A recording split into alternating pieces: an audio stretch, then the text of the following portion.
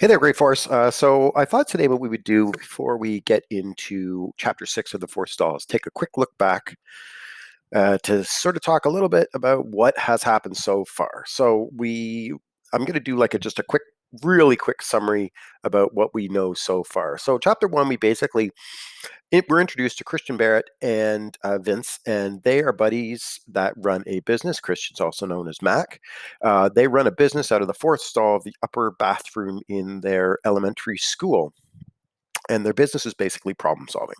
Uh, we learn a little bit in chapter 1 about how they got their office in the fourth stall of the bathroom, and that the bathroom is in fact off limits to everybody, but they have a key, and so they run a business out of there. In the first chapter, they met their first customer. We talked about the fact that they are huge Chicago Cubs fans, and they are saving up to go to the World Series because the Chicago Cubs have not been to the World Series in something like 100 years, and this year they have a really good chance of winning it. So they're saving up money in what they call the game fund to try and get tickets to go see the Cubs. So Vince and Mac are obsessed with baseball.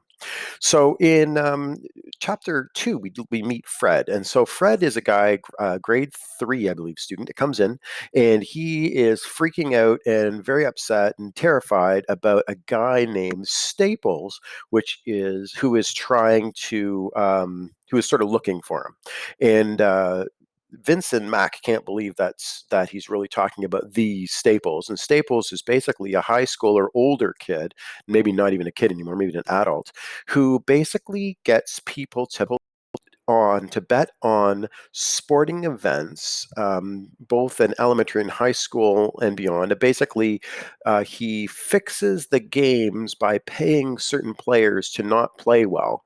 So if someone thinks a team is obviously going to win a game because they have the better team, they might bet on that team to win, which means they might say, "I'll give you $10 to say that this team's going to win," and if they lose. Um, you give me 40, so that the chances are that they're going to make the bet for $10. Well, then the Staples will pay the other team, the good team, to lose, and therefore the kid owes him $40. Well, the kid can't pay $40 because he doesn't have the money. So then Staples basically forces him to pay. So right now, Fred has been working for Staples, taking bets at their elementary school and sporting events, and now he wants out because he owes Staples a lot of money. So he comes to Mac, and Mac and Vince say they're going to protect him. So they really don't know what to do with Fred, but they sort of figure, well, this can't really be accurate. We also meet Joe. Joe is a seventh grade kid at their school that they call the strong man, but it's basically like a guy that does security for their office. So in chapter 3, we learn a little bit more about what their plan is going to be to try and solve this problem. They really don't know what to do, except in chapter 4, they find out that somebody knows that they're protecting Fred because a fellow named Barnaby Willis, who was also known as the Collector, threatens Max, sort of breaks into his office and sort of has him pinned down. And Vince walks in, and sort of the guy runs away. So Mac is lucky that he doesn't get hurt by Barnaby Willis. But they realize that someone is telling Staples about their plan to protect Fred. So now they're really concerned because somebody is ratting them out. They're keeping an eye on them. So they're quite concerned. They're also worried that they're going to have to hire people to protect Fred, which means they're going to lose a lot of money. So they get Fred to tell them as much information as possible about everybody that works for Staples at their school to see if they can sort of get rid of them or like stop them from taking bets and stuff. So talk about a little bit more about what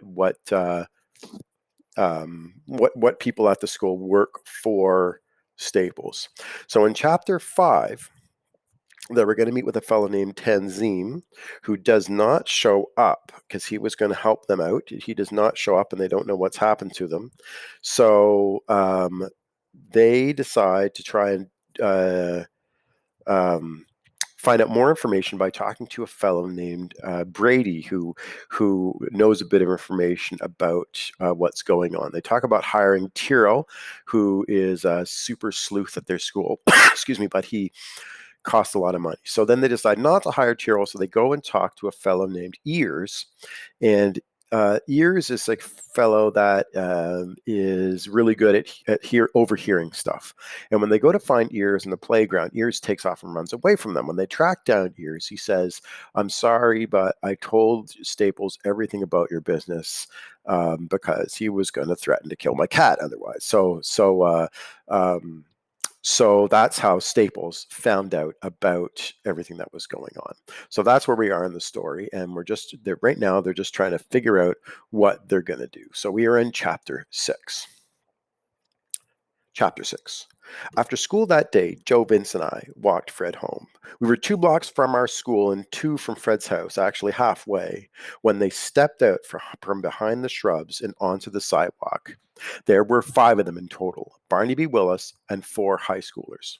2 wore baggy clothes and had long hair. They had a dangerous look to them, like they wouldn't think twice before punching a little kid in the face. The other 2 were athlete types with spiky hair and polo shirts. Barnaby wore the same clothes he had on this morning and also a look of revenge. Now, Joe was a big guy, the biggest at our school. In fact, he was even bigger than 2 of the 4 high schooler kids in front of us, but he is only an eighth grader, and there is only one of him. But we weren't going to be able to fight our way out of this. Hey, hey, hey, look what we have here, one of the high schoolers said. Yeah, I thought I smelled a rat, said another. Oh no, Fred said, tugging at my sleeve. That's Staples' posse. They do all his dirtiest work. We're in trouble now, Mac. I already knew we were in trouble. Who are your new friends, Rat? Asked another of the high schoolers. Wait, I know you. You're that problem solver guy, said the spiky haired kid. It just so happens that I have a problem. Can you help me? I just stared at him. You see, my problem is that I have a rat and a quitter to deal with, and I don't know how exactly to go about it. On one hand, I could set a trap. I could trick this quitter rat snitch and then squish him when he least expect it. On the other hand, I could just get a stick and take care of the rat problem right out in the open. What do you think, Mr. Problem Solver Guy? MacGyver, isn't it? The other high schoolers laughed at this. I just kept staring at him. At this point, I figured he must be PJ, the guy Fred had said was his second in command to Staples. Yeah, that's a tough one, isn't it? PJ continued. I guess the best way might just be to pound him into the ground. After all, the more simple a plan is, the less that can go wrong, right? He started walking towards us. The other 4 followed. They walked slowly, but with a purpose. Split up, I yelled and grabbed Fred's arm. Fred and I ran to the right across the Andersons' front lawn. I didn't see where Joe and Vince went. I pulled at Fred's arm to help him keep up with me. We ran around the other side of the house to the backyard. Fred breathed hard, struggling to keep up. I could hear at least 2 of the 5 high schooler kids following us. Their heavy footsteps pounded the soft grass. I tried not to think about what would happen if they caught us. And they would catch us. Fred's legs were just too short to outrun high school kids. Not only that, but our backpacks were weighing us down too. I veered right and headed for the corner of the next house. I pulled Fred along, hoping he wouldn't fall. We turned the corner sharply, and then I dropped to the ground, pulling Fred down with me.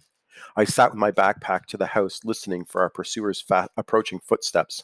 As soon as I heard them near the corner, I stuck out my leg and held my breath. The one in the lead never saw it coming. I felt a sharp stab of pain in my shin as his feet tangled under my leg and he went sprawling. PJ was running too close behind to stop. He didn't have time to react and his legs tangled up with the first kids. They grunted as their bodies collided with the ground in front of us. I lifted Fred to his feet. Run, I said. But Mac, Fred, just go, I yelled, and I gave him a shove. He took off through the bushes and disappeared behind a fence. I turned to face my pursuers who were just getting to their feet. I made sure that I stayed between them and where Fred had run. Go get the little rat. I'll deal with this one, PJ said. The other kid made a move to get by me, but I stepped in front of him. He grabbed my shoulders and threw me to the ground and then ran after Fred. I started to get to my feet, but PJ lifted me up first. He slammed me against the house and held me there by the shoulders, the edge of one of my textbooks painfully pressing into my lower back. So you think you can get away with tripping me, PJ said. His breath was hot at my face. It smelled like rotting pizza. I squirmed. What's the matter? You want to get away? Yeah, your breath smells. Don't you ever brush your teeth? I said. Whoa, look at that. You're just a little punk, aren't you? Staples is going to have a lot of fun with you, he said, but not before I do first. We'll see, I said. I was going to go easy on you, but not anymore, he said, still pinning me to the side of the house. I was just starting to formulate a plan when I saw Fred come out of nowhere. He ran right up behind PJ with his backpack rearing back to strike. I instinctively flinched as Fred started swinging it towards PJ. The next thing I knew, I was on my feet and PJ was on the ground holding his side. Come on, I said, and I grabbed Fred's arm. We ran back towards the alley. My shin and back ached, and I wanted to stop, but I forced myself to keep going. I led us around the next house and across the street. We crouched behind a bush. I peeked back through the leaves. PJ stood up and grabbed his ribs. He bent over, and it looked like he was trying to catch his breath. Then, after a few moments, he calmly walked towards the street away from where we'd hid. PJ met up with the kid who was chasing Fred, and after I tripped him, the kid shook his head and raised his palms to the sky. PJ shoved him and said something harshly. The other kid shook his head again. Then they walked down the street and out of view. How did you get away? I asked as we remained hidden in the bushes. I just hid and he ran right by me. He's kind of dumb, Fred said. Thanks, Fred. You really saved me. Fred shrugged. Fred just shrugged, and I thought I saw him blush.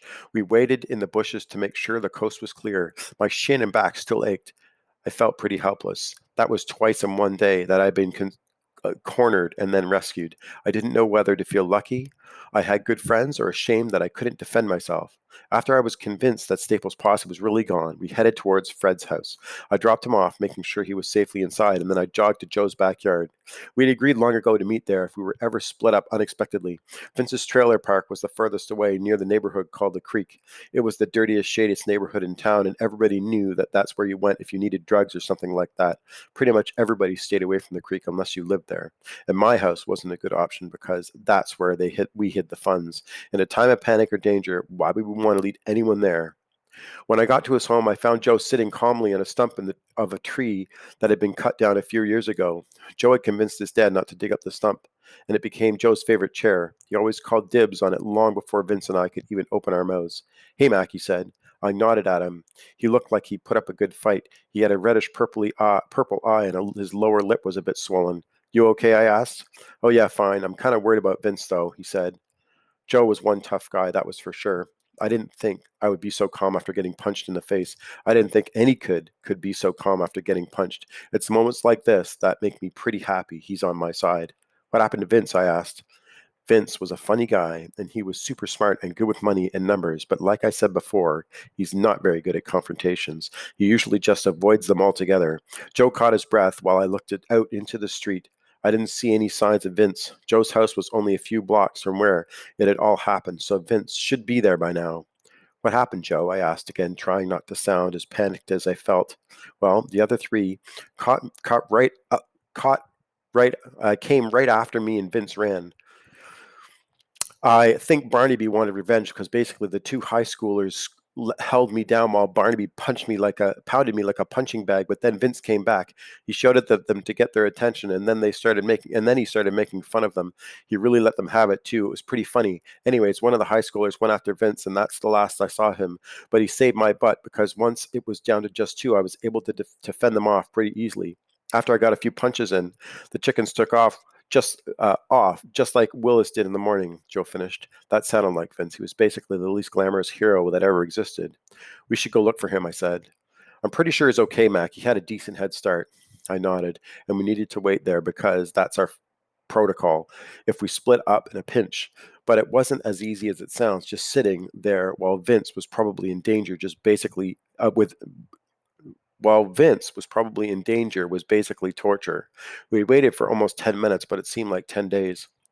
I was starting to get so worried that I thought I might cry, which would have been really embarrassing. I kept picturing the horrible things those high school kids might be doing to Vince right at that very moment. All the while, Vince would probably be trying to make jokes too.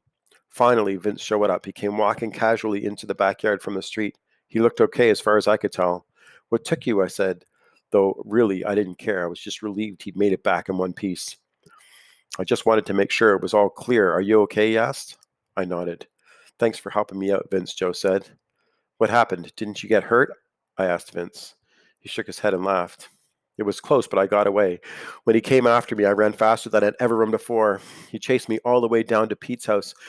He was going to catch me too, but I knew that if I got to Pete's house, his mom would be outside gardening, and I knew that he wouldn't dare touch me with some lady watching. Pete's mom was obsessed with her garden. One time we were over at his house playing baseball in the street, and the ball landed in her garden. She screamed at us and then picked up the ball and threw it on the roof. She was kind of crazy. So she was outside then, I asked. Is the Pope Catholic? I don't know, is he? Yeah, my grandma always says the Pope is Gouda, but I think that's a cheese and not a religion, Vince said while grinning. Did you get Fred home okay? Yeah, the little kid actually saved me. You were saved by a third grader? Joe said. Vince laughed. Whatever, I said. What matters is that this is bigger than Fred now. We're in for a fight, a dirty one. Joe and Vince nodded. This was nowhere close to being worth $20, but I had a reputation to uphold, and Fred needed my help. He had saved me back there. Not many third graders would have had the courage to do that. Tomorrow, we had to start thinking about ourselves. We would get revenge for what they'd done to Joe and for the attack this morning. We obviously had more to worry about than just protecting Fred now, or even just protecting ourselves. The whole school was at risk. Staples was dangerous, and he wasn't going to just shut down his operation on his own. Besides, what else did I expect? I couldn't just keep protecting Fred forever. Eventually, I'd run out of money. Eventually, more kids would come to me for help with Staples. We couldn't live like this. The only way to end this was to get Staples out of my school for good. We definitely needed to do more than simply protect Fred. We needed to take down Staples.